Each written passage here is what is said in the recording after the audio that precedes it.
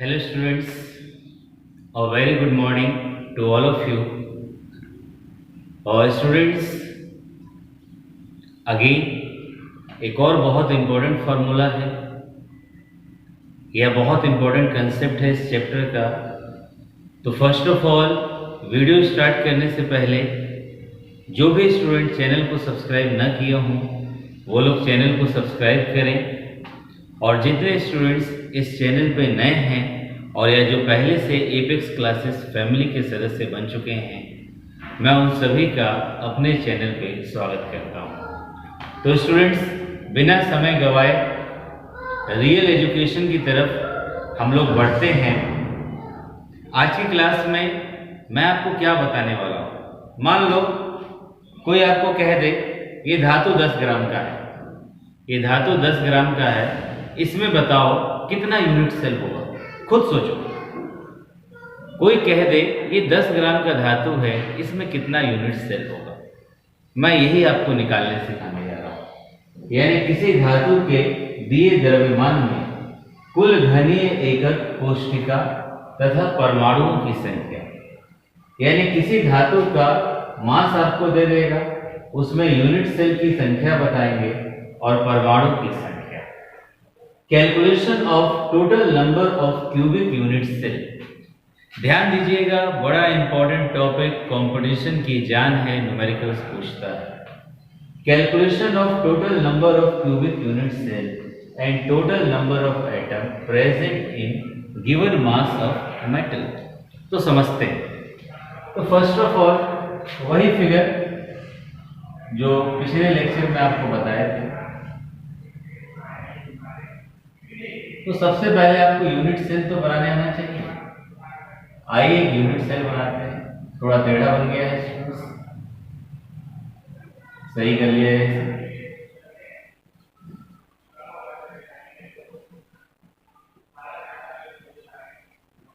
एक lattice point 2 3 4 5 6 7 8।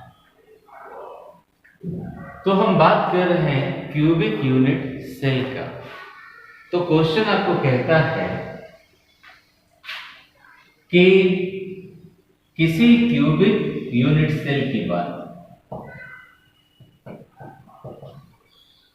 तो कुछ बातें पिछले लेक्चर में भी बताया था, इस लेक्चर में भी काम आएंगे। सिंपल क्यूबिक यूनिट सेल होगा 1 एटम, बॉडी सेंटर्ड होगा 2 एटम, और फेस सेंटर्ड में कितना होता है 4 एटम। तो अब सवाल इसमें क्या कहेगा, बोल देगा कि मान लो मास ऑफ मेटल। क्वेश्चन आपको कह देगा। तो स्टूडेंट्स क्या आपको दिया है ये देख लीजिए। कहता है माना किसी धातु का द्रव्यमान, लेट मास ऑफ मेटल। बहुत सिंपल है। माना किसी धातु का द्रव्यमान कितना W ग्राम है एंड इट्स डेंसिटी, इसका घनत्व कितना दे दिए D ग्राम पर सेंटीमीटर क्यूब। आपको पता है सीजीएस में होता है। फिर कहता है कि इट कंटेन्स, इसमें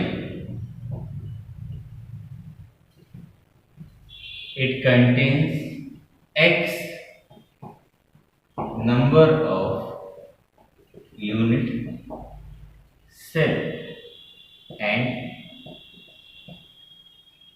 as of unit cell is a centimetre.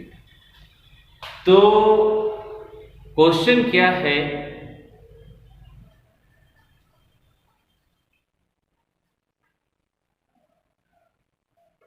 Question क्या है ये आपको समझना है।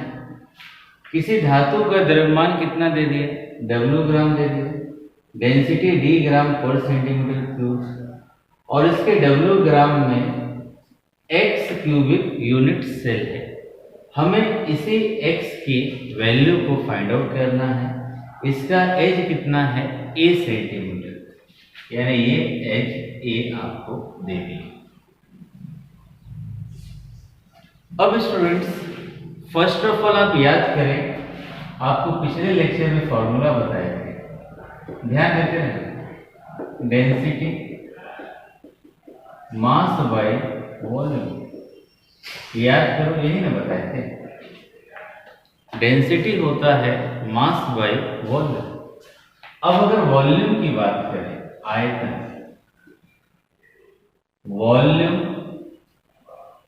समझते हैं, इधर चला जाएगा, मास बटा डेंसिटी हो जाएगा।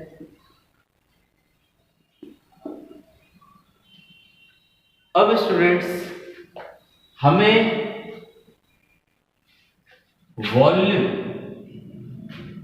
अगर हम एक यूनिट सेल के वॉल्यूम की बात करें, वॉल्यूम ऑफ क्यूब, क्योंकि एच ऑफ क्यूब कितना है, ए सेंटीमीटर, वॉल्यूम कितना हो जाएगा, ए क्यूब सेंटीमीटर क्यूब, ये तो हो जाएगा ना।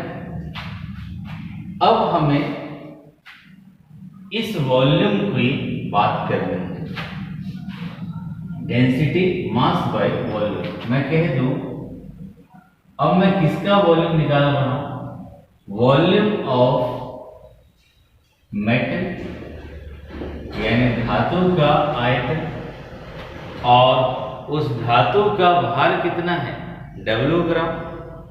उस धातु का भार कितना है स्टूडेंट्स, तो वॉल्यूम ऑफ मेटल जिसका भार कितना था, W ग्राम। अब ये किसके बराबर हो जाएगा, मास ऑफ मेटल, जो हम जानते हैं कितना है, W बटा में डेंसिटी ऑफ मेटल क्या है, D। यहां से वॉल्यूम कितना आ गया, W बाई D। तो आप ये याद रखो, ये वॉल्यूम किसका आया, पूरे W ग्राम का। अगर मैंने आपको बोला ये धातु है, तो इस पूरे धातु का आयतन कितना आ गया, W बाय D। इस W बाय D वॉल्यूम में मुझे बताना है कितना यूनिट सेल होगा, कितना इकाई सेल होगा, number of unit cell in W gram metal. तो आप क्या करोगे, total volume, volume of metal, कौन सा, जो आपका W ग्राम दे रखा है, वॉल्यूम ऑफ मेटल जो W ग्राम दे रखा है, बटा में किससे भाग के दे दोगे, एक यूनिट सेल के वॉल्यूम से, वॉल्यूम ऑफ क्यूब से। तो ये वॉल्यूम कितना आपका आया था, W बाई D, और इसका कितना, A क्यूब, तो हम कह सकते हैं W by D 1 by A cube. ये किसकी संख्या को बताएगा, इकाई सेल की संख्या को, यानी ये आपका आ गया नंबर ऑफ यूनिट सेल, जिसे X से सूचित कर रहे हैं। फिर से पूरे कंसेप्ट को देख लो, फिर से पूरे कंसेप्ट को देख लीजिए, मैं रिवाइज करा देता हूं एक बार। तो स्टूडेंट्स फिर से समझ लीजिएगा, ये आपका क्यूब हो गया। क्वेश्चन ने कहा क्या कंसेप्ट है, ये कहता है इस धातु के W ग्राम में, यानी कोई भी धातु है उसका W ग्राम दे दिया, उस धातु के W ग्राम में इकाई सेल का संख्या बताना है। इकाई सेल की संख्या को मैंने X से सूचित किया। तो अब मैंने क्या किया, edge of cube A centimetre, तो volume of cube A cube centimetre cube, यानी एक यूनिट सेल का मुझे वॉल्यूम पता चल गया। मुझे एक यूनिट सेल का वॉल्यूम पता चल गया कि एक इकाई सेल का आयतन कितना होता है, तो टोटल वॉल्यूम को मैं इससे भाग दे दूंगा तो संख्या आ जाएगा ना। यही कंसेप्ट है। मान लीजिए आप ऐसे कह लो, यदि टोटल रुपीस 500 रुपया है और एक लड़के को 5 रुपया देना है, तो टोटल कितने लड़कों को जाएगा? 500 को 5 से भाग दे दोगे 100 आ जाएगा। वैसे ही टोटल वॉल्यूम को मैं एक यूनिट सेल के वॉल्यूम से भाग दे दिया। जब मैंने वॉल्यूम निकाला तो कैसे निकाला? फॉर्मूला मुझे पता है, डेंसिटी मास बाय वॉल्यूम होता है। तो धातु के W ग्राम का आयतन, तो धातु का द्रव्यमान और धातु का घनत्व, वॉल्यूम इधर चल गया, W/D। W ग्राम धातु में यूनिट सेल की संख्या, यानी x हमें निकालना है। वॉल्यूम ऑफ मेटल, धातु का द्रव्यमान, यानी टोटल आयतन को वॉल्यूम ऑफ क्यूब, एक क्यूब के आयतन से भाग दे देंगे, W/D बटा में एक। ये आ गया। अब हमने ये पहला पार्ट हमने निकाल लिया। अब हमें बताना है परमाणुओं की संख्या की गणना करनी है। अब उसके लिए अगर हम कह दें नंबर ऑफ एटम्स कितना है स्टूडेंट? Z atoms. ध्यान देना, अगर परमाणुओं की संख्या कितनी हो गई? Z हो गई, ये आपको सवाल ने दे दिया। तो आप बताइए टोटल नंबर ऑफ एटम्स कितना होगा?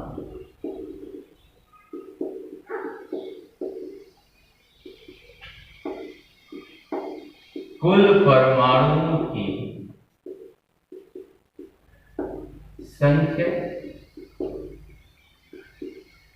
Total number of atoms. हमें नंबर ऑफ एटम Z पता, Z के बारे में हम जान रहे हैं। अब जितना Z होगा यूनिट सेल से गुणा कर दो Z। और स्टूडेंट्स ध्यान दीजिएगा, टोटल नंबर ऑफ एटम्स हमें निकालना है। समझिएगा, कंपटीशन में इसके ऊपर बार बार क्वेश्चन पूछता है। टोटल नंबर ऑफ एटम्स निकालना है। मान लीजिए नंबर ऑफ एटम कितना है? Z है। हमें ये पता है कि परमाणुओं की संख्या Z है। अब अगर टोटल नंबर ऑफ एटम्स निकालना है तो इस परमाणुओं की संख्या में कितना इकाई सेल है उससे गुणा कर देंगे। जैसे हम जानते हैं साधारण इकाई सेल, अगर साधारण इकाई सेल है तो उसमें एक परमाणु होगा, यानी x की संख्या लिख देंगे। अगर फलक केंद्रीय है उसमें कितना हो जाएगा? तो अगर मैं बोलूं फलक केंद्रीय है, फेस सेंटर्ड है, तो Z का वैल्यू 4 हो जाएगा। इसी प्रकार बॉडी सेंटर्ड है तो Z का वैल्यू 2 हो जाएगा। यानी यहां से स्टूडेंट्स मैं कह सकता हूं कि हमें पता है, आपको इससे पहले ही बताए थे, फॉर FCC Z बराबर 4, फॉर BCC Z बराबर 2, for simple cubic unit cell Z बराबर 1। यानी फलक केंद्रीय एकक कोशिका है तो Z का मान 4 हो जाएगा, और जितना एकक कोशिका आएगा x का मान गुणा कर देंगे तो वो क्या आ जाएगा? Total number of atom. इसी प्रकार यदि आपसे बोला जाए कि body centred cubic unit cell है तो Z का वैल्यू कितना हो जाएगा? 2 हो जाएगा। अब Z का वैल्यू 2 हो जाएगा, जितना x का आया उसमें गुणा हो जाएगा। इसी प्रकार सिंपल क्यूबिक यूनिट सेल है तो Z का वैल्यू कितना हो जाएगा? 1 हो जाएगा, और जो x का वैल्यू आएगा वो मल्टीप्लाई कर देंगे। आपको x का वैल्यू निकालने का तरीका मैं एक बार रिवाइज करा देता हूँ। देखिए, कंसेप्ट को पढ़ाने का 2 तरीका है। पहला तरीका, डेफिनेशन को 10 बार बोल दीजिए, आप भी सुन लें, दिमाग से बात निकल जाती है। दूसरा तरीका है, आप उसको कितना डीप समझ सकते हो, कितना गहराई तक जा सकते हो। तो अगर मैं शॉर्ट में रिवाइज करूं तो हमें क्या निकालना है? किसी दिए गए धातु के द्रव्यमान में कुल घनीय एकक कोष्टिका। मान लो ये धातु W ग्राम का है। इस W ग्राम में कहता है क्यूबिक यूनिट सेल बताओ। तो निकालने का तरीका, हमने कहा माना किसी धातु का द्रव्यमान W है, घनत्व D है, इसके W ग्राम में कितना है X, यानी इस X का वैल्यू हमें निकालना है। एज ऑफ यूनिट सेल कितना हो गया A। अगर यूनिट सेल का एज A है तो वॉल्यूम कितना हो जाएगा, A³ हो जाएगा। अब हमें एक यूनिट सेल का वॉल्यूम पता चल गया, तो मैं क्या करूंगा, टोटल वॉल्यूम को, इस धातु के टोटल वॉल्यूम को यूनिट सेल के वॉल्यूम से भाग दे दूंगा, यानी कुल आयतन को एक इकाई सेल के आयतन से भाग दे दूंगा, तो इकाई सेल का संख्या आ जाएगा। तो जैसे आप देखिए, डेंसिटी का सूत्र मास बाय वॉल्यूम है। धातु का द्रव्यमान, धातु डेंसिटी ऑफ मेटल, यानी वॉल्यूम को इधर भेज दिए, वॉल्यूम ऑफ मेटल, यानी W/D आ गया। अब आपको बताएं number of unit cell in W gram of metal, ये आपको बता चुके थे। अब मैं डायरेक्ट फॉर्मूला लिख रहा हूं, W/D ये आपका आ गया था धातु का ग्राम में आयतन और उसका घनत्व कितना A³। जस्ट फॉर रिपीटेशन मैंने लिख दी, यानी ये चीज हमारी आ गई। ये किसकी वैल्यू आ गई, X की। सवाल आपको क्वेश्चन न्यूमेरिकल कराएंगे इसके ऊपर, नेक्स्ट लेक्चर में काफी न्यूमेरिकल्स हैं। क्वेश्चन W का वैल्यू दे देगा, D का वैल्यू दे देगा, A³ का वैल्यू दे देगा, तो आप किसका वैल्यू निकाल दोगे, X का। अब एक सवाल आता है, आपको संख्या पता चल गई, इकाई सेल का संख्या पता चल गया। मान लो तुम्हें पता चल गया फलक केंद्रीय इकाई सेल का संख्या 4 आ गया, या फलक केंद्रीय इकाई सेल का संख्या 10 आ गया। X का वैल्यू 10 आ गया और क्वेश्चन कहता है फलक केंद्रीय है, तो Z का वैल्यू कितना 4, Z गुणे X कर दोगे, टोटल नंबर ऑफ एटम आ जाएगा। साधारण इकाई सेल होगा तो Z का मान कितना रखोगे 1, और BCC होगा Z का वैल्यू 2। यानी मैं यहाँ पर ये बताना चाहता हूँ, नंबर ऑफ एटम यानी टोटल नंबर ऑफ एटम बताना है तो Z गुणे X, यानी परमाणु की संख्या में इकाई सेलों की संख्या से गुणा कर देंगे। X आया था W/D गुणे 1/A³। इस तरह से आपका आ जाएगा टोटल नंबर ऑफ एटम्स। पर आप ये याद रखेंगे Z का वैल्यू कब आपको क्या रखना है। तो स्टूडेंट्स, इसके ऊपर काफी डिटेल में न्यूमेरिकल्स हम लोगों को करने हैं, तो इन दोनों थ्योरी को आप रिवाइज करेंगे। और एक बात और, अगर आप चाहते हो कि आपका बेस्ट निकल कर आए तो पुराने लेक्चर्स को पढ़ते रहा करो। सॉलिड स्टेट के ऊपर काफ़ी लेक्चर्स मैं ले चुका हूँ, धीरे धीरे चैप्टर समाप्ति की कगार पे है, तो आप रिवाइज कर लीजिएगा। अगले लेक्चर में मैं आपको न्यूमेरिकल्स कराऊंगा, तो हो सके तो पूरे कंसेप्ट को रिवाइज कीजिएगा। तो स्टूडेंट, थैंक यू। तो आज के लिए इतना ही रखते हैं, अब अगली क्लास में कंटिन्यू करेंगे। Best of luck students.